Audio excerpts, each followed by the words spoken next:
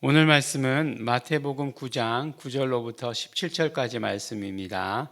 우리 함께 읽겠습니다. 예수께서 거기서 떠나 지나가시다가 마태라 하는 사람이 세관에 앉은 것을 보시고 이르시되 나를 조치라 하시니 일어나 조치니라.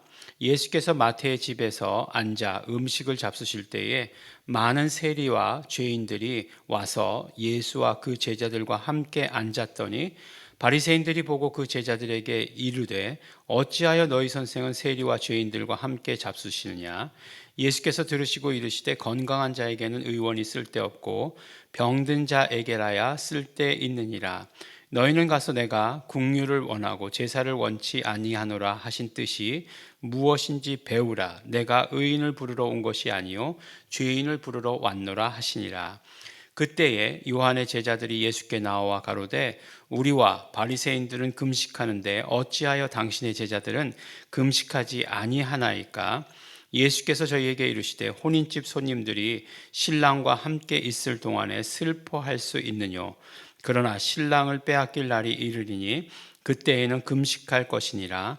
생배 조각을 낡은 옷에 붙이는 자가 없나니 이는 기운 것이 그 옷을 당기어 헤어짐이 더하게 되며 새 포도주를 낡은 가죽 부대에 넣지 아니하나니 그렇게 되면 부대가 터져 포도주도 쏟아지고 부대도 버리게 됨이라.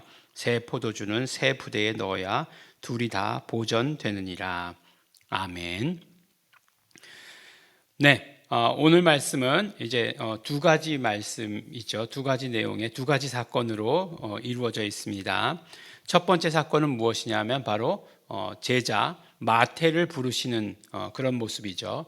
마태가 예수님의 제자죠. 그런데 이제 복음서에 어느 곳에 보면 마태라고 되어 있기도 하고 또 마태의 이름이 다른 이름이 뭐죠? 그렇죠. 레위죠, 레위. 그래서 알페오의 아들 레위다라고 이렇게 말합니다. 그래서 사실은 알페오의 아들 그럼 또 누가 생각나죠? 예, 알페오의 아들 그러면 또 야고보라고 하는 그런 인물이 있죠. 야고보가 둘인데 세베대의 아들들 중에서 야고보가 있고 요한 야고보의 야고보가 있고 그 다음에 알페오의 아들 야고보가 있죠. 근데 이제 그 알페오가 그 알페오냐? 그러면 마태와 그 야고보가 형제가 되잖아요. 형제가 되는데 형제냐 뭐 아니냐를 가지고 많은 이야기가 있습니다. 그러니까 워낙 이제 동명이인이 많으니까 흔한 이름이니까 이제 그런 걸 가지고 이야기하는데 왜 그러냐 하면 사실은 극과 극의 성향이기 때문에 그렇죠. 마태는 세리였고 그 다음에 이제 야고보 만약에 형제라고 한다면 이 야고보는 그렇지 않았죠. 열심당원의 하나였다고 이렇게 얘기하고 있죠. 그래서 이제 완전히 다른 그런 어떤 성향의 사람이 형제였다라고 하는 것이 뭐 이제 받아들여지지 않는데 그럴 수도 있는 거죠. 사실은 그럴 수 있습니다. 뭐 성향은 다를 수 있는 거니까요. 어쨌든 뭐 형제다라고 하는 말씀이 없습니다. 그래서 어쨌든 레위 마태의 이름은 레위다.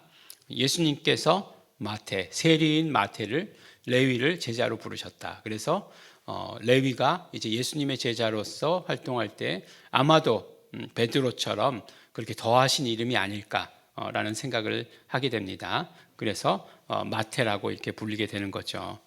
그런데 보니까 어쨌든지 간에 이제 이 세리였다는 것들 때문에 예수님께서 이제 어디 계셨었죠? 가버나움에 계셨잖아요. 가버나움은 동서교통로의 중간에 있었다고 해요. 그래서 거기 그 가버나움에 세관이 있었다라고 얘기합니다. 그러니까 그 세관이 있는 곳에 마태가 앉아 있었다라고 하는 것을 보여주시는 거죠. 그래서 그 세리를 뭐라고 얘기하냐면 보니까 세리 마태의 집에서 들어가서 음식을 잡수시니까 많은 세리와 죄인들이 와서라고 이렇게 얘기하고 있습니다. 그러니까 많은 세리와 죄인들을 동격으로 여기고 있는 거죠. 세리를 죄인이다라고 말하고 있는 것과 같습니다. 그러니까 바리새인들이 너희 선생은 어떻게 세리와 죄인들과 함께 드시느냐라고 이렇게 물어보잖아요. 그러니까 너희들 죄인이다라고 이렇게 이야기하는 거죠. 사실 뭐 세리들이 스스로 그렇게 이야기를 들었을 때에 떳떳하지 않았던 것 같아요. 왜냐하면 세리가 그렇다고 해서 뭐 세금 걷는 사람이니까 지금의 뭐 세무 공무원 뭐 그것과 같다, 뭐 IRS다, 뭐 이렇게 생각하면 안 됩니다. 왜냐하면 그때 당시에 세리는 지금의 이제 유대가 로마의 속국이었기 때문에 로마의 지배를 받던 때잖아요. 그러니까 이제 어떤 면으로 얘기하면 우리의 친일파 같은 역할이 세리의 역할이었다라고 이렇게 생각하면 돼요. 그렇기 때문에 민족적인 감정은 굉장히 안 좋았던 거죠. 더군다나 이렇게 뭔가 세금, 그다음에 물질적인 것의 착취, 뭐 이런 것에 대해서 굉장히 그 분위기는 안 좋았다.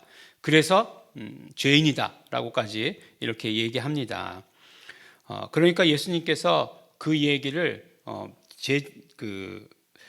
제자들에게 말씀하셨는데 그걸 들으셨어요. 그걸 들으시고 말씀하십니다. 건강한 자에게는 의원이 쓸데없고 병든 자에게야 의원이 필요하다라고 이렇게 얘기하시는 거죠. 그러니까 예수님의 오신 목적은 분명하죠. 예수님의 오신 목적은 무엇이죠?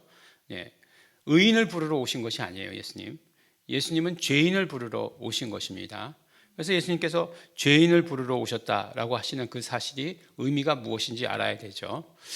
그러면 이제 생각하기를 나는 그러면 예수님이 부르러 오지 않으셨나 보다라고 이렇게 혹시 생각할지 모르겠지만, 그래서 어떻게 하시는 거죠? 예수님께서 산상수훈 가운데 그 모든 율법에 대해서 더 강화된 복음을 허락하여 주시잖아요. 더 율법을 완성시키는 더 강화된 복음을 말씀해 주시죠. 그 말씀해 주시는 이유가 뭐예요? 모두가 다 죄인임을 깨달아라 라고 하시는데 그 의미가 있는 거죠. 그래서 죄인이 되면 어떻게 되는 거예요? 예수님과 상관이 있는 사람이 되는 거잖아요. 죄인이 아니면, 의인이면 예수님과 상관없는 사람이에요. 그런데 죄인이 되면 이제 예수님께서 죄인을 부르러 오셨기 때문에 예수님과 상관이 있는 것이 되는 거죠. 이 말씀을 통해서 이야기하시는 것이 무엇일까요? 너희들이, 바리새인들이 뭐 세리를 보고서 그 다음에 뭐 죄인들, 뭐 그 다음 그 사람들이 어떤 사람들이었는지 구체적으로 나와 있지 않지만 그 사람들을 보고 죄인이라고 말하는 네가 죄인인 것을 알아야 된다라고 하는 것이죠. 그러니까 너 자신이 죄인임을 깨달아라 라고 말씀하시는 것이. 그러면 어떻게 된다고요? 나는 예수님과 관계 있는 사람이 된다라고 이렇게 얘기하는 것입니다. 그렇죠. 우리가 우리의 인생에 있어서, 우리가 삶을 살아가는 데 있어서 예수님과 관계 있는 것, 그게 제일 중요한 거예요. 내가 정말 죄 때문에, 비록 그것이 정말 죄라 할지라도 그 죄 때문에 예수님을 만날 수 있다면 그것처럼 행복하고 좋은 곳은 없는 것입니다. 그렇게 되어라 라고 이렇게 말씀을 하십니다. 예수님께서 하나님의 말씀을 인용하시죠. 긍휼을 원하고 제사를 원치 아니한다. 결국 이것이 무엇인가? 나는 죄인을 부르러 온 것이다. 의인을 부르러 온 것이 아니다. 라고 이렇게 말씀을 하십니다.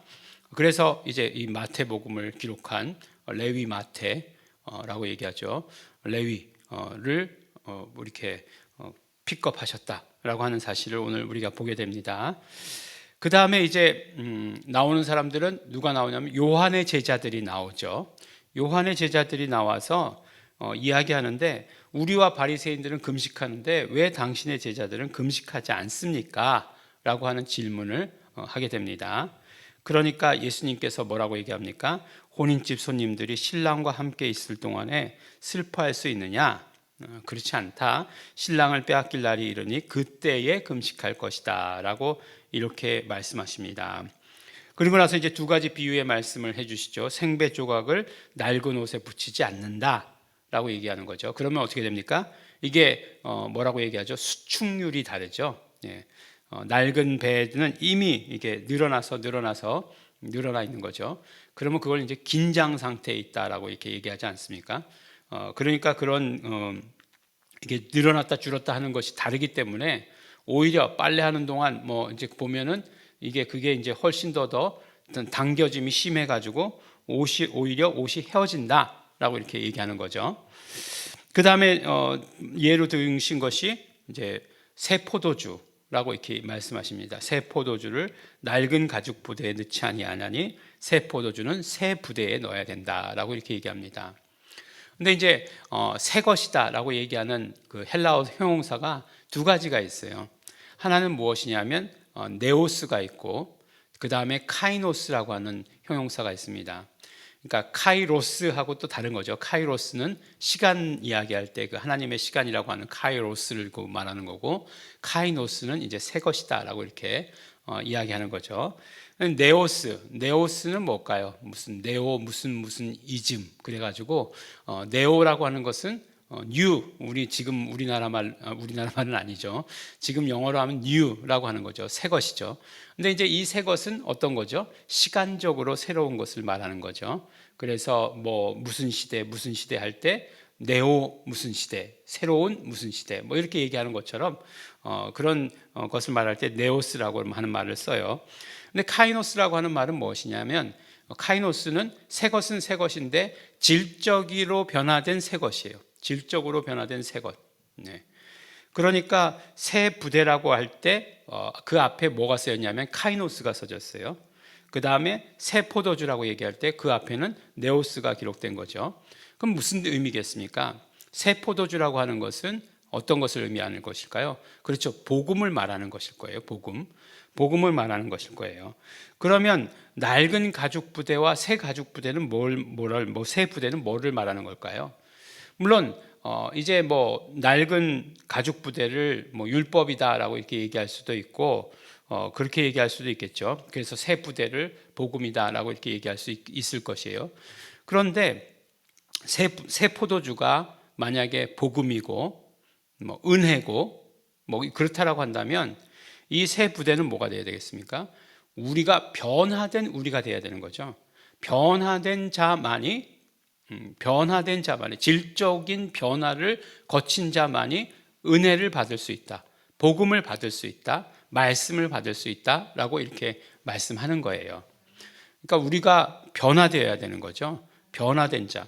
그러니까 새 시대는 누구의 것이냐? 변화된 자의 것이다. 은혜의 시대. 지금 이제 은혜의 시대인데, 지금 신랑과 함께 있는 지금 은혜의 시대인데, 이 은혜의 시대는 누구의 것이냐? 변화된 자의 것이다. 어떤 변화? 질적인 변화를 거친 사람의 것이다.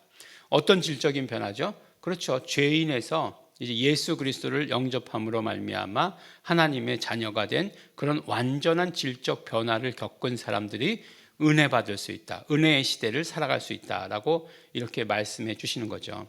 그러니까 새 시대가, 앞으로의 시대가 어떤 시대냐? 은혜 시대다.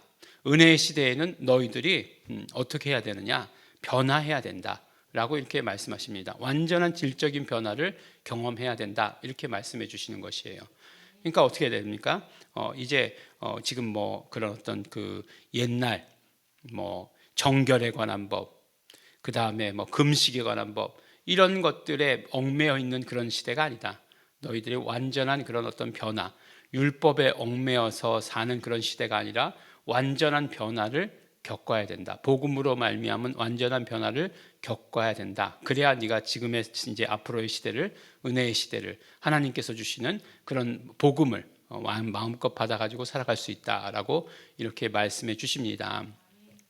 우리가 우리 이 땅을 살아갈 때 지금의 이제 은혜의 시대를 우리가 살고 있지 않습니까? 이 은혜의 시대를 살아갈 때 우리에게 있어서는 완전한 변화입니다. 그냥 예전에 하던 대로 그대로가 아니라 완전히 질적으로 바뀐 그런 삶이 되어야 그 모든 은혜들을 우리가 받아 가질 수 있다라고 이렇게 말씀합니다.